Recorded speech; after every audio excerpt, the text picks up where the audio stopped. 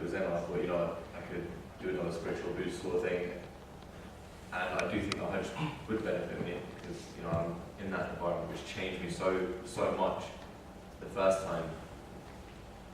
But like Muhammad said, is that you have a different perspective on the second time around. I think you're sort of more, you expect what's coming, not expect, you sort of know what's coming and you can use that more to your own benefit going on those lines.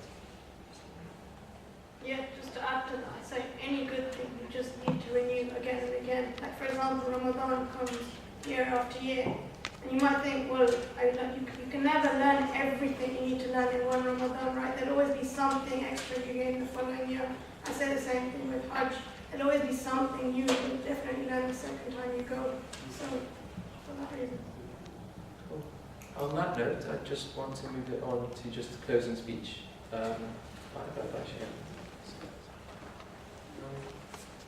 Before I close, if you don't mind. Yes, I had just a comment on what you said, that we should go as many times as possible. The more we can go, the better it is. A couple of years ago, somebody asked me a question though, and he said that the amount people are paying for Hajj, going back to the commercialized question as well, if somebody just went for Hajj once, did the wajibat, they did the obligation, and then you could give that 2K to charity, that would help people in a greater capacity. So I was tackling that question. I came across this narration. It's from a Sadiq alayhi salam. It says, when Abdul Rahman told him, some of these narrators are saying that it is better for a man to go for pilgrimage once and then to give alms and maintain his kinship with his relatives with that money than go for pilgrimage again. So the Imam replies and says they are wrong. He says if people were to do that, then the house would become deserted. Allah has made this house a means of sustentation for mankind. It's quite interesting that the scales of Allah are quite different. That sometimes we think that now we've given money, so I'm going for Hajj, and that's it, I've lost money. The hadith say that actually, the Imam says, I've never seen something that attracts wealth like Hajj. I've never seen something that eradicates poverty like Hajj. Fifth Imam says that when you go for Hajj, you feel calmness in your heart. Logically not possible. There's 2 million people around you, what calmness am I going to feel? But the Imam says, no, you'll get calmness inside your heart. So the scales of Allah are different. So should we continue to go for Hajj? Continue to go as much as possibly can. Just another comment, if I'm allowed. I'm not talking about like the general how it's changing everything. I'm talking about on a personal level. Say for me, I've never been to Hajj, and how would I know you spoke about the invitation, but could it be that someone could go to Hajj with the wrong intentions, wanting the wrong things from Hajj, expecting something, not expecting to dislike it, but expecting to gain something from it which maybe he shouldn't gain, and maybe he shouldn't be looking for.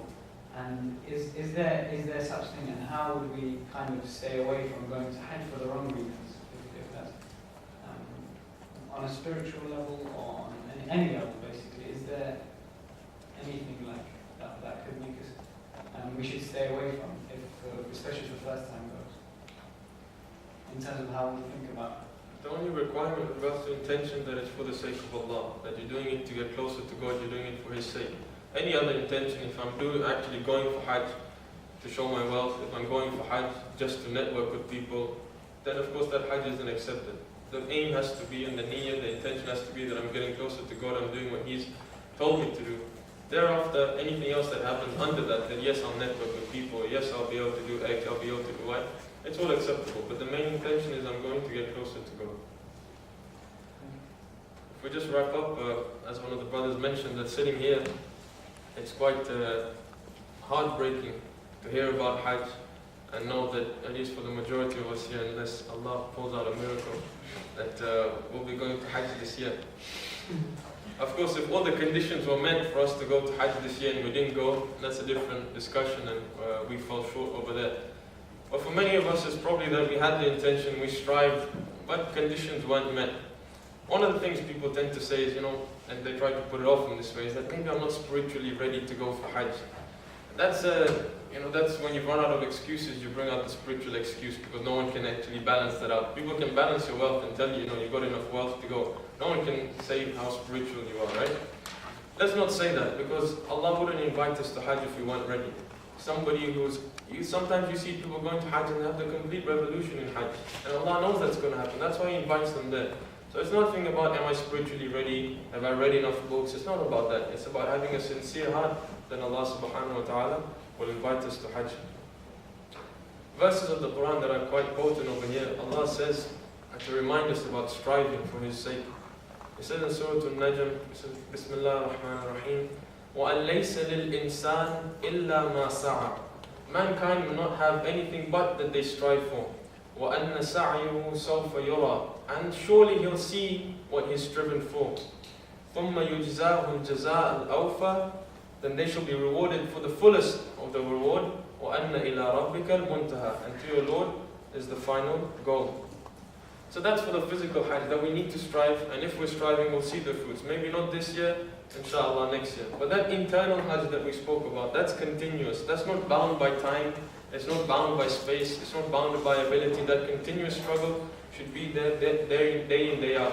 We spoke about that hadith, al-Jum'atu Hajjul Masakin. We even have a hadith regarding the visitation to Imam Rida alayhi salam. It says his visitation is Hajjul Fuqara. And one final hadith which is quite powerful, the Prophet says, Yawmul Jum'atu Sayyidul Ayyam, that the day of Friday is the chief of all the days, accepted. But you know how great this day is in the eyes of Allah subhanahu wa ta'ala, this Friday that He keeps coming day in, week in, week out. The Prophet says, وَأَعْظَمُ عِنْدَ اللَّهِ عَزَّ وَجَلْ مِنْ يَوْمِ الْأَضْحَى. And this Friday, the day of Friday, is greater in the eyes of Allah than the Eid of Adha, وَيَوْمِ الْفِطْر, and even the Eid al-Fitr. This Friday that comes week in, week out, that sometimes is the same as a Monday for us, apart from the fact that we're a bit happy that weekends come in. This Friday is a Eid, it's a day to return to Allah. So that week that just preceded should have been a struggle for us. We should be warriors in the way of Allah throughout the entire week, such that when Friday comes, it's now actually an Eid for us, and it's as if we've been on the actual Hajj. With that I end. Wassalamu alaikum wa rahmatullahi wa barakatuh. Thank you very much for that closing speech. With that note, I'd just like to make a few announcements actually just before we close. We've got regular events happening at Imperial College and the Debate Society. The first ones I'd like to talk about are discussion circles, which happen every Thursday after Dua al-Kumail. The timetable goes as follows. We start at 5:30 with Salah. That's following Dua al-Kumail at 6 o'clock, which then follows the discussion circle at 6:30. This week it's happening at Imperial, and the topic is going to be God's justice. So, I mean, I've been to a few of them myself and they're very good, so I recommend you all come to that. The second regular events that we have are Dua al-Nudba, which happens every Friday morning at 8 a.m. They happen in the SAF building, the Sir Alexander Fleming building, and with that you get free breakfast. So that's Dua al-Nudba every Friday at 8 a.m. Free breakfast. So the third thing we've got on announcements is weekly RUS November study circles with Sayyid Ali Abbas Rizvi, and the topic is Life of the Imams, and it starts on Saturday the 13th of November, so that's this Saturday, from 11 a.m. till 3 p.m. It's at Al-Khou'i Centre, so from 11 a.m. till 3 p.m. it's at Al-Khou'i Centre. That's the Life of the Imams. There's a sisters ice skating social to celebrate Eid al-Ghadir. So brothers, don't turn up for that. That's Sisters Ice Skating Social. It's on Sunday, the 28th of November, 2000, and it's from 6 p.m. Not next year, it's this year. Sorry. I'm sure you got a piece of paper. It's from 6 p.m. till 7:30 p.m. at the Sobel Leisure Centre. If you want to speak to someone about that, speak to either Sister Jinan or our sisters at Fatma Dai, sitting over there. And finally, the Islamic Society here at Imperial College has a Justice Week, which starts at the 22nd of November and includes talks by Finkelstein, which is on Friday. So that's Norman Finkelstein on Friday. There's a talk. Yeah. That's pretty much it. I'd like to thank all of you for coming here today. I hope you found it as inspirational and as useful as I might have found it actually. If you do have any questions you'd like to ask us, do feel free to come up to us and ask us at the moment. In front of you there are evaluation forms. If you could kindly fill those in and just leave them where they are, that would be great. Other than that, thank you very much. There are refreshments outside if you're interested.